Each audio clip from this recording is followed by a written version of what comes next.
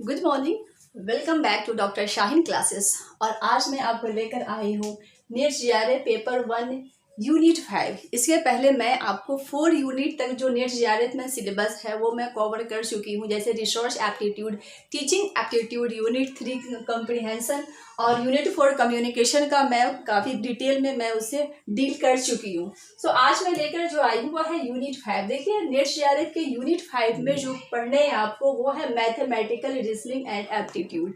ठीक है, तो मैथमेटिक्स, जैसा कि आपको पता है कि नेट जीआरए पेपर 1 में टोटल 10 यूनिट्स पढ़ने होते हैं आपको, तो इसमें से आपका यूनिट 5 जो है वो मैथमेटिकल रीजनिंग पढ़ना है। तो मैथमेटिकल रीजनिंग में क्या क्या पढ़ना होता है वो आप जान लीजिए एक्यूरेट।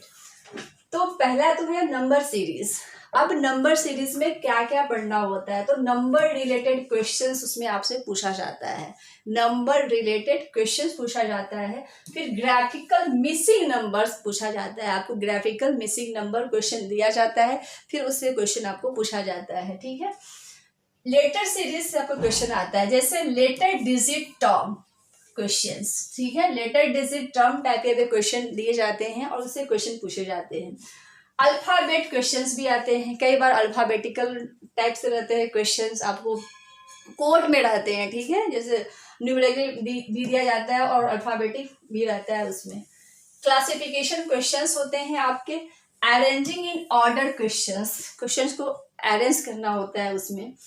कोड्स में पढ़ना होता है आपको, coding and decoding questions and relationship पढ़ना पड़ता है। रिलेशनशिप में ब्लड रिलेशन क्वेश्चंस पढ़ना होता है, जैसे आपने बहुत बार क्वेश्चन को देखा होगा, क्वेश्चन इस टाइप से भी रहते हैं, जैसे दीपक एक फोटो की तरफ देखकर कहता है कि ये मेरे भाई की बहन की बेटी है, तो इस तरह से क्वेश्चन दिया होता है। फिर उसमें पूछा जाता है कि ये उसके रिश्ते में क्या लगता है या लगती है, तो इस टाइप के जो क्वेश्चन होते हैं ये आपका ब्लड रिलेशन क्वेश्चन में आ जाते हैं।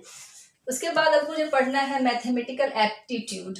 तो मैथमेटिकल एप्टीट्यूड में you have to study fraction, times and distance. Times and distance से भी क्वेश्चन आपको पूछा जाता है कई बार। Ratio, proportion and percentage, profit and loss, interest and discounting, यहाँ से आता है question. Averages, time and calendar questions etcetera. तो देखिए इतने सारे आपको पढ़ने पड़ते हैं, लेकिन ये जरूरी नहीं है कि इन सारे से आपको एक बार ही में ही क्वेश्चन पूछा जाता है। इन सब में से आपको यूजुअली क्या होता है 2 से 3 या 4 क्वेश्चन पूछे जाते हैं। ये डिपेंड करता है क्वेश्चन सेटर के ऊपर। कई बार 5 to 6 क्वेश्चन भी आ जाते हैं इस यूनिट से, और कई बार क्या होता है कि कम भी आते हैं। तो ये रहा आपका यूनिट 5 का। और हम आगे चलते हैं, अब नेक्स्ट यूनिट है, उसमें क्या पढ़ना होता है। अब नेक्स्ट यूनिट जो है हमारे सामने वो यूनिट 6 है। यूनिट 6 जो है वो हमारा है लॉजिकल रीजनिंग। लॉजिकल रीजनिंग जैसा कि आपको नाम से पता चल रहा होगा, लॉजिकल टाइप से क्वेश्चंस रहते हैं। तो इसे पढ़ना क्या है, सिलेबस के अकॉर्डिंग आपको understanding the structure of arguments, like argument forms यानी आर्ग्यूमेंट्स का type, structure of categorical propositions, mood and figure, formal and informal fallacies, ये सब आपको स्टडी करने हैं। Then uses of language you have to study, connotations and denotations of terms, classical square of opposition. Classical square of opposition से ज्यादा ही पूछा जाता है क्वेश्चन। नेक्स्ट आपको जो पढ़ना है लॉजिकल रीजनिंग में, that is types of premises, key concepts of syllogism, validity of syllogism, right. अब आगे देखते हैं हमें क्या क्या आपको पढ़ना है सिलेबस में। Next is types of reasoning. अब आपको टाइप्स ऑफ रीजनिंग पढ़ने होते हैं। टाइप्स ऑफ रीजनिंग में क्या क्या है, एनालॉजिकल रीजनिंग पढ़ने होते हैं आपको, cause and effect reasoning, right. ये सब आपका टाइप्स ऑफ रीजनिंग में पढ़ना है, यानी इसको आपको डिटेल में पढ़ना है। ये अब मैं आपको सिलेबस एक्सप्लेन कर रही हूँ, बट आपको ये एक एक करके सिलेबस के अकॉर्डिंग आपको डिटेल में स्टडी करनी होती है। Then you have to study conditional reasoning, decompositional reasoning, residue reasoning, systematic reasoning, syllogistic reasoning, comparative reasoning, exemplar reasoning, deductive and inductive reasoning. ये सब आपका जो है ये टाइप्स ऑफ रीजनिंग है एक एक करके। ये आपका हो गया एक type cause and effect reasoning, दूसरा टाइप कंडीशनल रीजनिंग, ये थर्ड टाइप हो गया, डिकम्पोजिशनल ये फोर्थ टाइप हो गया। इस तरह से करके ये जितने भी टाइप्स है ये आपको पढ़ना है डिटेल में, ठीक है। अब हम आगे देखते हैं डिडक्टिव रीजनिंग क्या होता है। Deductive reasoning is type of reasoning. So deductive reasoning that is starting from the general rules and then moving to specific, यानी कि जो स्टार्ट होता है जनरल रूल से और मूव कहाँ पे करता है स्पेसिफिक की तरफ, तो वो हो जाता है डिडक्टिव रीजनिंग।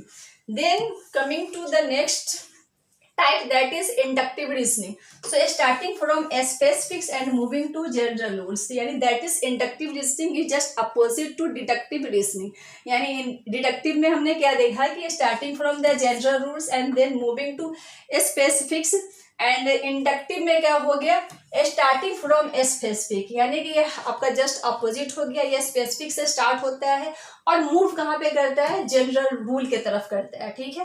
देन अनालोजिस, आपको अनालोजी भी पढ़ने होते हैं, that is verbal analogies and word analogy, applied analogy आपको पढ़ने हैं। Then you have to study statement and assumption, आपको स्टेटमेंट एंड अजम्पशन पढ़ना है। स्टेटमेंट एंड आर्ग्यूमेंट पढ़ना है, यानी कि स्टेटमेंट दिया होता है, आर्ग्यूमेंट दिया होता है, फिर उसमें से आपको सेंटेंसेस दिए होते हैं, आपको आंसर देना होता है। वेन डायग्राम से आपके क्वेश्चन आते हैं एग्जाम में। वेन डायग्राम में जैसे कि है हम देख रहे हैं यहाँ पे वेन डायग्राम में क्या क्या होता है। एक्चुअली वेन डायग्राम में simple and multiple uses for establishing validity of arguments, analytical reasoning पढ़ने हैं and reasoning logical diagrams, simple diagrammatical relationship, multi diagrammatical relationship etcetera. तो ये आपको पढ़ना है, यानी कि वेन डायग्राम से आपको क्वेश्चन यूजुअली पूछे जाते हैं, ठीक है। Then Indian logic, means of knowledge आपको पढ़ना है। मीन्स ऑफ नॉलेज में क्या पढ़ना है, यू हैव टू स्टडी प्रमाणस, प्रत्यक्ष, परसेप्शन ये पढ़ना है। अनुमना, इंटरफेरेंस, उपमना, कंपैरिजन, सभा, verbal testimony, अर्थपति, implication and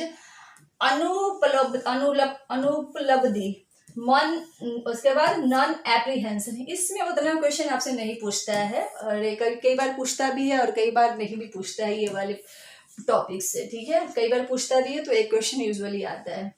then you have to study structure and kinds of अनुमना, इंटरफेरेंस, व्याप्ति, invariable relation and fallacies of interference, आपको ये सब पढ़ना है, ठीक है। यानी कि ये हो गया आपका लॉजिकल रीजनिंग, या दैट इज यूनिट 6 से आपको इतना पढ़ना है पूरा। अब देखिए इसका मतलब ये नहीं कि आपको सारे में से क्वेश्चन पूछे जाएंगे, इसमें से कई बार आपको 2 to 3 क्वेश्चन आते हैं, कई बार 5 to 6 क्वेश्चन भी पूछे जाते हैं, ठीक है। तो ये ओवरऑल आपको वो हो गया सिलेबस का लॉजिकल रीजनिंग, मैथमेटिकल रीजनिंग। अब हम आते हैं नेक्स्ट है वह है डाटा इंटरप्रिटेशन। डाटा इंटरप्रिटेशन से तो आपका क्वेश्चंस आता है एग्जाम में, नेट पेपर 1 में। That is you have to study sources, acquisitions and classifications of data, data representation, qualitative and quantitative data.